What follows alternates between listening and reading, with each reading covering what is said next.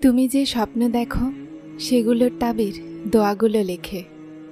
তোমার হাতগুলো আল্লাহর সামনাসামনি ওঠা তোমার নসিব বদলে দেয়। দুনিয়াতে কিছু দুর্ঘটনা এমন হয় যা বুঝিয়ে দেয় যে মা বাবা ছাড়া কেউ আপন নয়।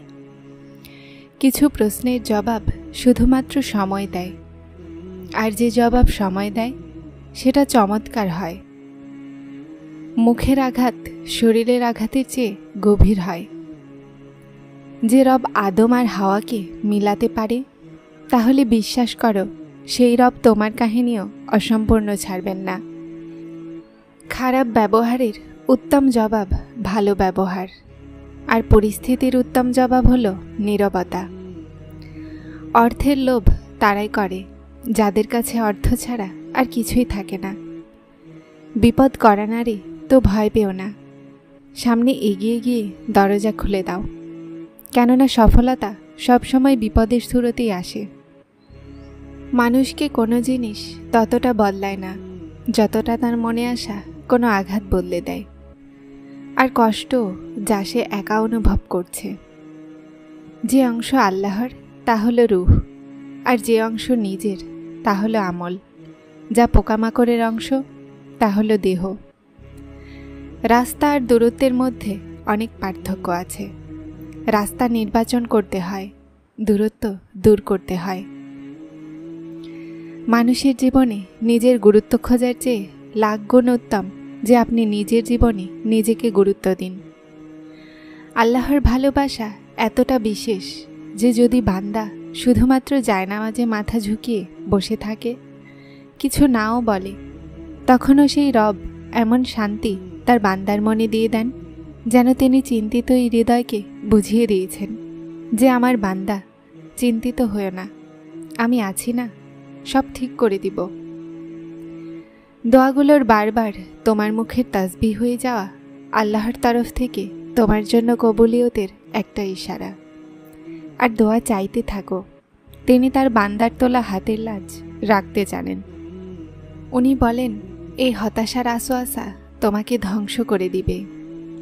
আমি না তো তোমাকে পরিত্যাগ করেছি, আর না তো তোমার উপরে অসন্তুষ্ট। যা আল্লাহ তোমার জন্য লিখে দিয়েছেন সেটা পরীক্ষার জন্য তোমার থেকে দূরে তো যেতে পারে, কিন্তু অন্য কেউ কখনোই পাবে না। আর যেটা দোয়ায় চাওয়া হয় সেটা তোমার নসিবও তোমার থেকে কেড়ে নিতে পারবে না। সেটা যেভাবেই হোক তোমার কাছে অবশ্যই পৌঁছাবে। সবর থেকে হতাশ হও না। যদি আল্লাহ চাইতেন পলক ফেলতেই তোমার দোয়াগুলোকে কবুল করে নিতেন, কিন্তু তিনি সেই মানুষদেরকে ভালোবাসেন যারা বারবার দোয়া করতে থাকে।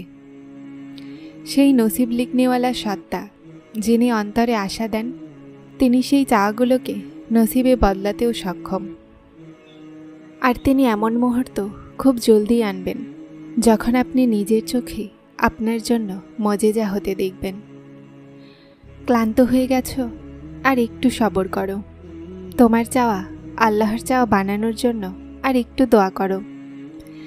যেই পরীক্ষার জন্য আল্লাহ তোমাকে বেছে নিয়েছেন সেটার এখনও পুরস্কার বাকি।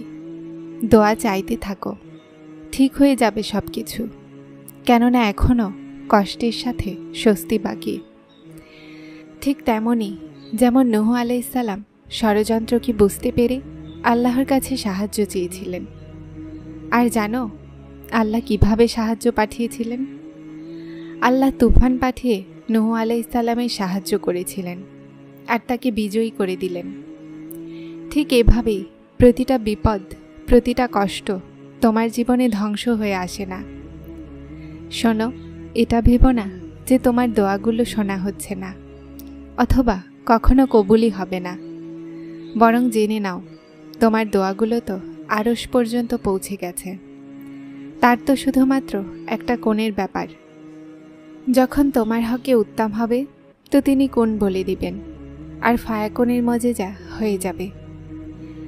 আর তাওয়াক্কুল করছো তো এটা ভেবো না যে যা চেয়েছি তা পাবো কিভাবে, বরং অপেক্ষা করো, যে যা চেয়েছি সেটা যেভাবেই হোক পাবই। কখন আর কিভাবে এই কথার ফায়সালা ওসিলা বানানেওয়ালার ওপরে ছেড়ে দাও। যা তীব্রতার সাথে চাওয়া হয় সেটা অবশ্যই পাওয়া যায়। আল্লাহ আপনার কষ্ট বৃথা যেতে দিবেন না। উনি অন্তরের হাল সম্পর্কে ভালোই জানেন। আর যদি নসিবে উত্তম হয় তো যা তুমি চাও তুমি সেটাই পাবে। কে জানে তোমার এই সবরের পর আল্লাহ তোমার জন্য সেটাই নির্ধারণ করে রেখেছেন যা তুমি তার কাছে চাইতে চাইতে ক্লান্ত হও না, যেটার জন্য বারবার আল্লাহকে রাজি করাতে তোমার জবান ক্লান্ত হয় না। তাহলে বিশ্বাস রাখো, তোমার সবরের ফল নিকটে। যদি কখনো তুমি ক্লান্তও হয়ে যাও তো কখনো হতাশ হও না। আল্লাহর সাথে কথা বলবে, আল্লাহকে বলবে। এটা অনেক সময় হয়েও যায় যে বান্দা ক্লান্ত হয়ে যায়, কিন্তু তুমি ভরসা রাখো। যখন তোমার নফস আর শয়তান তোমাকে ওয়াসওয়াসা দেয় যে তোমার দোয়াগুলোই কোনো কাজ হচ্ছে না, তো নিজেকে সেটাই বলো যা হযরত ইব্রাহিম আলাইহিস সালাম বলেছিলেন, যে আমি শুধুমাত্র আমার পরওয়ারদিগারকে ডাকতে থাকব। আমার বিশ্বাস আছে আমি আমার পরওয়ারদিগারের কাছে যেয়ে কখনোই নিরাশ হব না। ভয় পেও না, চিন্তিত হও না, আশা ছেড়ো না। উনি তো তোমার সমস্ত ডাককে শুনছেন। তোমার অশ্রু খুব দামি।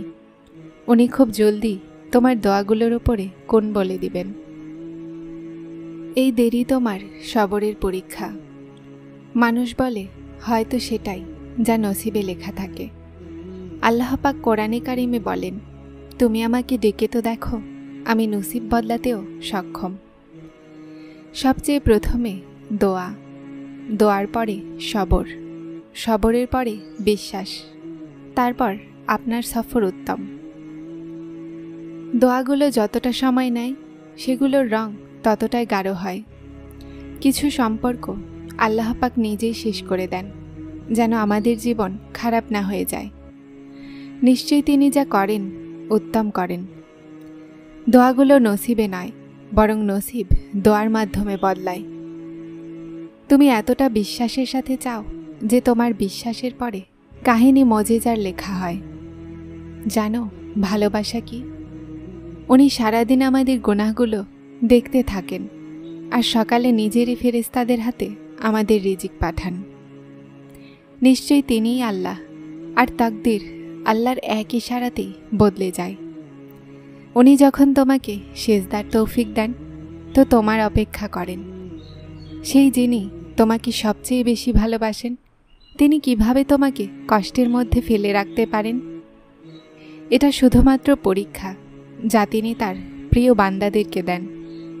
যখন ফল দেওয়ার সময় আসে তো তিনি নিজের রহমতের সমস্ত দরজা খুলে দেন। যখন কোন বলে দেয়া হয় তো আকাশের ফয়সালা তোমার চাওয়ার মোতাবেক লিখে দেন। তারপর সেটাও পাওয়া যায় যা কখনো অসম্ভব ছিল। তারপর তিনিও এমন দেন যে সমস্ত অসম্ভব সম্ভবের রূপ ধারণ করে নেয়। যারা চ্যানেলটিতে নতুন এসেছেন তারা সাবস্ক্রাইব করে হেদায়েতের সাথে থাকুন। আসসালামু আলাইকুম।